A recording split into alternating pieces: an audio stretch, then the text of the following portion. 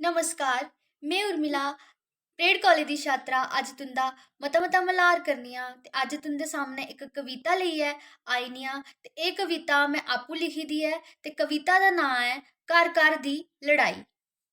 घर घर लग्गी दी लड़ाई, घर घर लग्गी दी लड़ाई, दिक्खो लोको कैसी पाई दी फाई।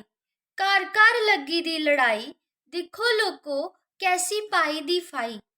कुदै लड़दा जवाई ते कुदै लड़दी भरजाई, घर घर लग्गी दी लड़ाई, दिक्खो लोको कैसी पाई दी फाई। कुसै गी अग्ग जमीनै दी, कुसै गी अग्ग जमीनै दी, सारे पास्सै मेरी मेरी पाई। दिक्खने आह्ला हून ओह् ऐ साईं, घर घर दी लड़ाई, दिक्खो लोको कैसी पाई दी फाई। जिदा करदा करने गी मन लड़ाई, जिदा जेड़े करदे ने लड़ाई, उ'नेंगी जे नेईं लगदी टकाई ते पिच्छे बन्नी लैन रजाई। घर घर दी लड़ाई, दिक्खो लोको कैसी पाई दी फाई। घर घर दी लड़ाई, दिक्खो लोको कैसी पाई दी फाई। धन्यवाद। अगर तुसें मेरी एह् कविता शैल लगी तुसें लाइक कमेंट ते शेयर जरूर करना ते साढ़े चैनल गी सब्सक्राइब करना। धन्यवाद।